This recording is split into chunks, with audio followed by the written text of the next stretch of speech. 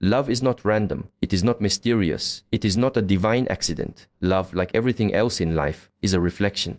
People fall in love with you for only two reasons. They either fall for what you give them or for what you awaken in them. If someone sees peace in your presence, they will fall for that peace, not for you. If someone feels whole when they are near you, they may believe they are in love, but what they love is the return of themselves through you. This is the first understanding. You are not the object of love. You are the mirror. Many believe they are loved because of who they are, but most are loved because of what they temporarily provide: comfort, attention, escape, or a sense of worth. And as long as that provision remains, the illusion of love persists. But when it fades, so does the affection. If someone falls in love with your stillness, that stillness becomes their peace. If you are rooted, disciplined, and centered, they may find in you something they have lost in themselves. But remember, this is not love for you. This is longing for balance, longing for something they do not yet embody. So you must not be flattered when people fall in love. Observe. Look deeply. Do they love my essence or their reflection in my presence? The second reason why people fall in love with you is because you trigger something long buried. It could be inspiration. It could be pain. It could be the fire of awakening. You walk a path of discipline, of structure, of quiet consistency. You do not chase. You do not need. You do not seek approval. And this is powerful. It's rare to meet someone who doesn't crave attention. It's rare to sit with someone who is not shaking under the weight of their own mind. So when they see you present, focused, unmoved, they feel something they can't explain. And they mistake that feeling for love. But what they are truly drawn to is not you. It's your freedom. You are free from needing them. And in that space, they feel safe. They feel magnetized. The one who does not cling becomes irresistible. People don't fall in love with what is needy. They fall in love with what is whole. So remember, do not alter your nature just to be loved.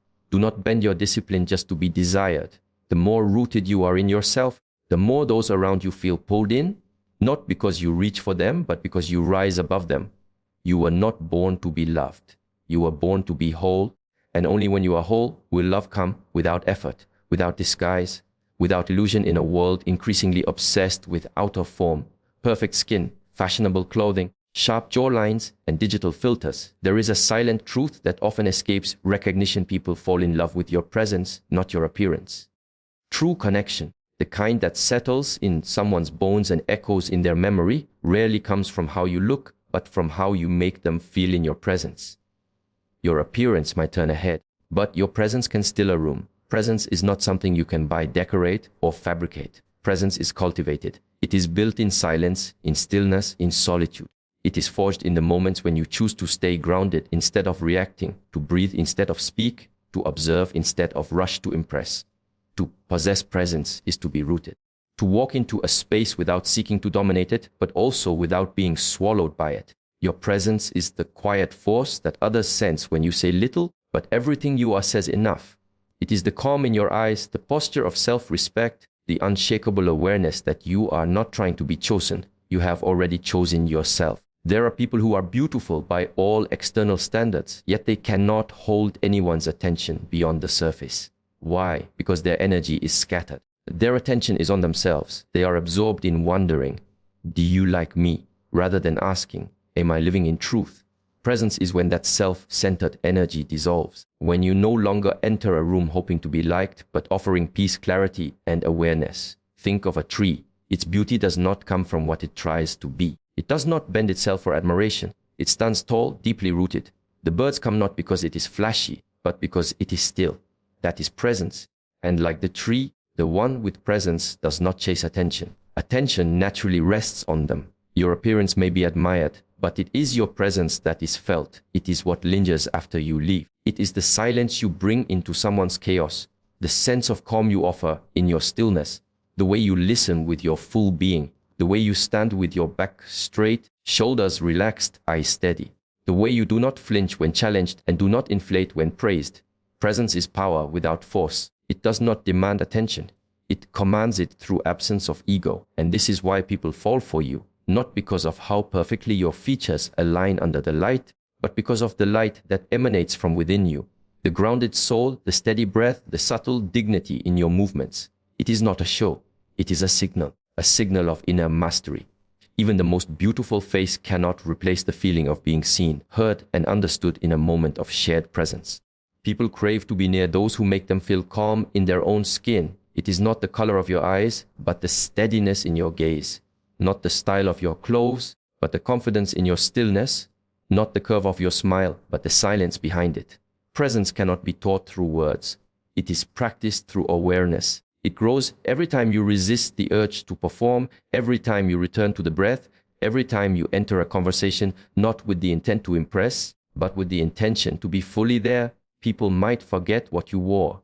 They might forget how your voice sounded, but they will never forget how it felt to be near you when your mind was quiet and your heart was open. They will remember the safety, the depth, the sense that nothing had to be said for everything to be felt. The deeper your presence, the more others feel their own presence in return. That's the paradox. Your power lies not in dazzling others, but in dissolving their noise. And when someone finds a stillness inside themselves through you, they do not call it stillness, they call it love. Most people do not truly fall in love with you. They fall in love with the way you make them feel. Love, in many cases, is not a recognition of who you are, but a reflection of what they experience in your presence. When someone says they love you, look deeper. They may love the version of themselves that comes alive when you're near. They may love the warmth, the clarity, the sense of hope or safety they feel when you speak, when you listen, or simply when you sit beside them in silence.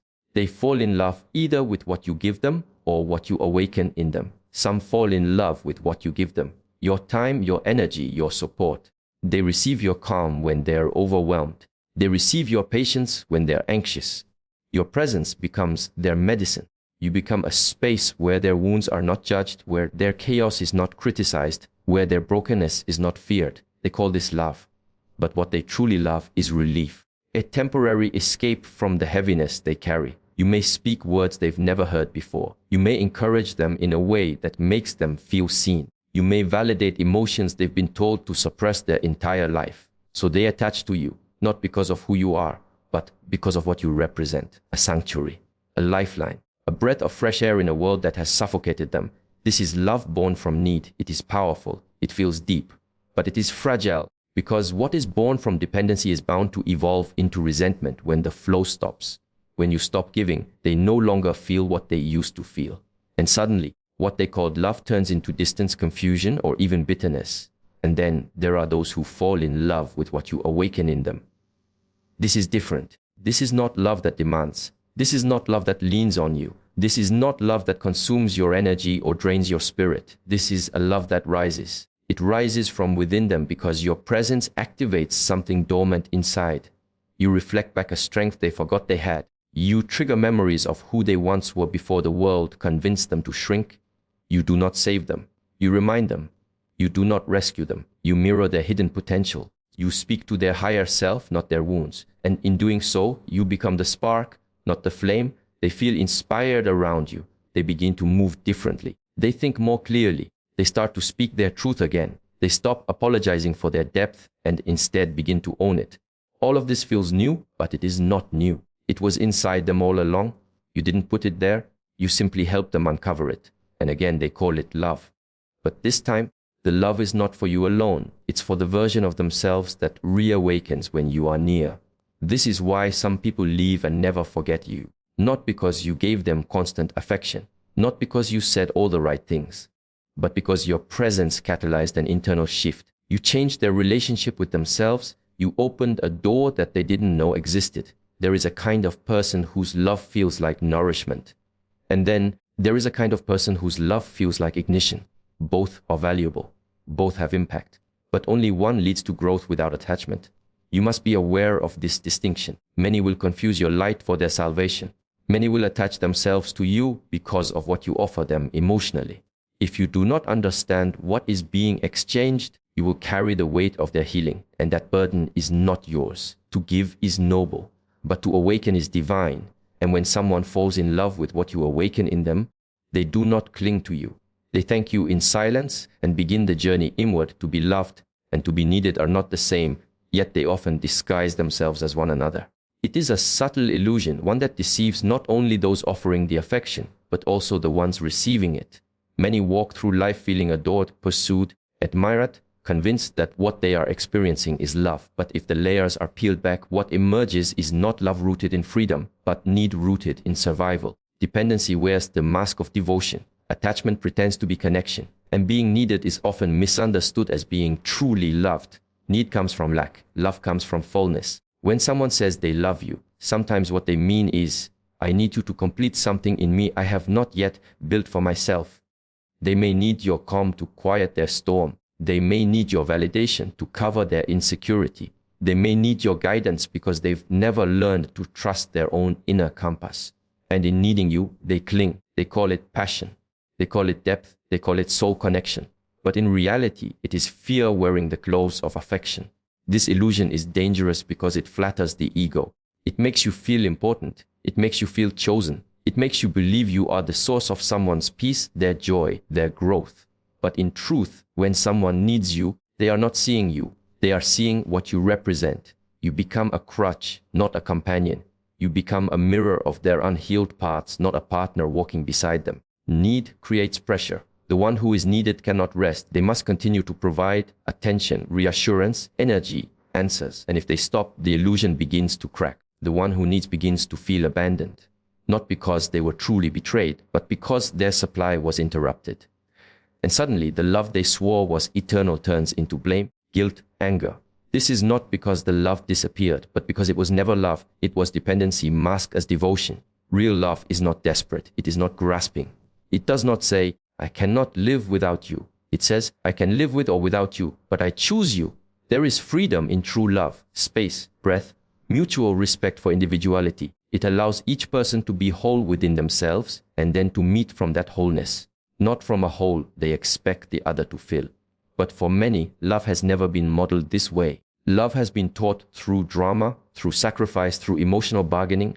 So when someone arrives with healthy detachment, with quiet presence, with no demands, they may be seen as distant or cold or uninterested, because the one who has only known being needed cannot yet recognize being loved without condition. And this is where the inner work begins, to ask, am I being loved for who I am or for what I provide? Is this connection rooted in mutual respect or in unspoken expectations? Do I feel seen or simply used in a subtle, emotionally dressed way? Sometimes being needed feels powerful. You are the center of someone's world. They cannot make decisions without you. They depend on your strength. But over time, this weight becomes a cage. You are no longer allowed to be tired. You cannot express your own needs. Your role has been fixed to hold, to heal, to give. And the moment you need to be held, the illusion begins to fall apart. It takes great awareness to discern between love and need, because both come with attention, both come with closeness, both can feel intoxicating, but only one will allow you to breathe fully. Only one will let you grow without guilt. Only one will not punish you for having your own boundaries, your own silence, your own seasons of retreat. There are those who will say, I love you. But what they really mean is, I don't know how to be okay without you. And there are those who will say nothing at all, but through their presence, through their freedom, through their quiet loyalty, they show you that love does not bind, it liberates. To be truly loved is not to be needed. It is to be accepted as you are, even when you give nothing but your existence. Most people are not drawn to noise, they are drawn to peace. Not to chaos, but to order. Not to the person who shouts the loudest, but to the one who moves silently with purpose. In a world that constantly spins, rushes, and demands more, the one who walks calmly, with clarity, becomes magnetic. This is why people fall in love with your discipline, your stillness, your path. Discipline is misunderstood. Many think of it as rigidity, as control, as sacrifice. But true discipline is freedom. It is the freedom from compulsion, the ability to choose long-term peace over short-term pleasure. It is rising early not to prove something to the world, but to align with something deeper within. Discipline means you do not move with the mood. You move with the mission. Your days are not governed by impulse, but by intention. This level of devotion to one's own development is rare. It shows in how you speak, in how you breathe, in how you carry yourself. There is a subtle weight in your presence, not heavy, but grounded. Others feel it. They sense the structure behind your silence. They may not be able to name it, but they recognize it. And in that recognition, something stirs inside them, something they may have forgotten, a desire to be rooted, to live with purpose, to be calm within themselves. Stillness, too, is mistaken for passivity. But stillness is not the absence of movement. It is the mastery of it. A still mind is not a weak mind, it is a trained one. It does not react to every disturbance. It does not chase every opinion. It remains calm even when the world tries to provoke it. When you have cultivated inner stillness, people feel safe in your company. Not because you give them answers, but because you do not feed their confusion. You become the quiet center in their spinning thoughts. Many are caught in the storm of their own emotions. They are loud not because they are strong, but because they are unstable. But when they meet someone who has disciplined their mind and calmed their energy, they are drawn like water to the earth. Your stillness becomes their mirror, and they begin to feel the possibility of peace within themselves. And then there is your path, not the path that others gave you, not the path society carved out for you, but your path, the one you walk because it aligns with your values, your spirit, your truth. Most people wander. They follow trends, opinions, or expectations. But when you walk your own path, deliberately, humbly, and without apology, you become rare. Others feel it. They may not know where you're going, but they sense that you know why you're going. And that certainty, that quiet conviction, is powerful. People fall in love with this. Not because you try to impress, but because you no longer need to. They fall in love with the way you wake up each day and choose your growth, with the way you say no to what distracts you, with the way your eyes don't dart around looking for approval, but remain focused on your journey. They fall in love with the steadiness in your voice, the simplicity in your choices, the peace that follows you even when you say nothing. Your discipline shows them what it looks like to have boundaries. Your stillness shows them what it feels like to have peace. Your path reminds them that it's possible to live with meaning even in a noisy, chaotic world. You do not need to convince anyone of your worth. Your consistency speaks. Your posture speaks. Your silence speaks. And in the language of presence, many will hear what they've long been searching for, not in your words, but in your way of being. Some will fall in love with you not because of anything you give them directly, but because your life itself becomes an invitation to rise, to realign, to return to what is real. Authenticity is not about saying whatever comes to your mind. It is not about revealing every thought, every flaw, or every insecurity. Authenticity is something deeper. It is the alignment of your outer presence with your inner truth. When you are authentic, you are no longer performing for the world. You are no longer adjusting yourself to fit in, to please, or to be accepted. You are simply being, without disguise, without distortion. And in a world full of masks, that kind of presence is felt immediately. People sense when someone is real. They may not be able to explain it, but they feel it. The tone of your voice, the steadiness of your breath, the way your eyes do not shift in search of approval, it all signals something rare. When you are authentic, you give others permission to relax, to stop pretending, to stop defending. Because your energy says you don't need to perform here. I'm not performing either. This is why people feel seen in your presence. It's not because you're trying to analyze them. It's not because you offer perfect advice. It's not even because you say the right words. It's because your stillness becomes a mirror. And in that mirror, they catch a glimpse of who they really are beneath the roles they play.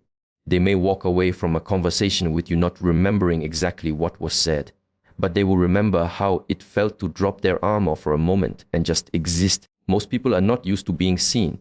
They are used to being judged, managed, categorized. In daily life, many operate from personas, versions of themselves shaped by childhood conditioning, cultural expectations, trauma, or fear.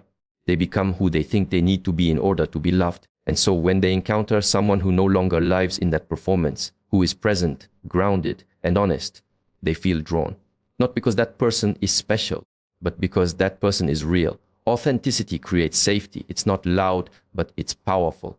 The authentic person does not seek to dominate others, but neither do they shrink. They don't manipulate with charm, nor do they chase approval through kindness. Their eyes means yes. Their no means no. They are clear in speech, but more importantly, they are clear in energy. And this clarity allows others to feel the depth of their own experience more fully. When you are authentic, you speak from your core, not from your ego. You stop trying to say what will be liked. You say what is true, even if it's quiet. You stop pretending to have it all figured out. You're honest about what you don't know. You're honest about your contradictions. And this honesty is not weakness. It is courage. Because in your openness, others feel less alone in their own uncertainty. There is a unique kind of love that forms when people feel seen. It's not the love that is based on fantasy or projection. It is the love that arises from presence. And when you are authentic, people fall in love with the space you hold. They feel that with you. They don't have to fix themselves. They don't have to impress. They don't have to hide their shadows. They can just be. And this in itself is healing. Authenticity is also magnetic because it is rare. Most people are so conditioned to conform that they never stop to ask who they are beneath the layers. But when they meet someone who has asked that question and continues to live the answer, they are intrigued. They want to know more, not just about you, but about themselves, because you remind them of something forgotten. You awaken something honest, something unfiltered, something sacred. This is why your authenticity matters.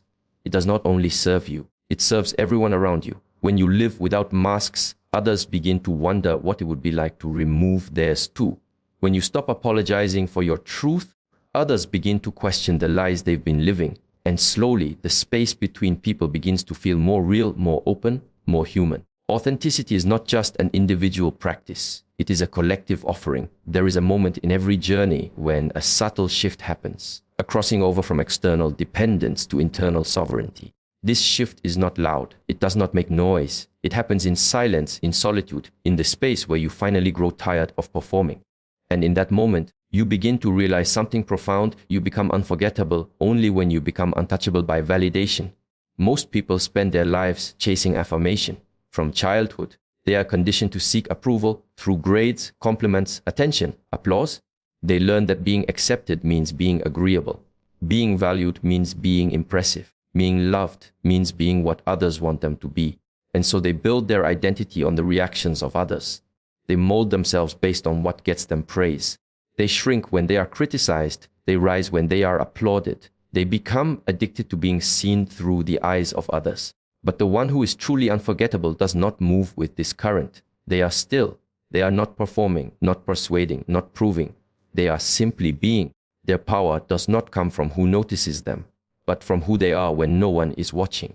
When you become untouchable by validation, you reclaim your freedom. Your value no longer comes from external voices. It is rooted, stable, non-negotiable. This kind of presence is rare and therefore unforgettable. People may not even understand why they remember you, but they will, because your energy didn't ask for attention. It didn't demand recognition.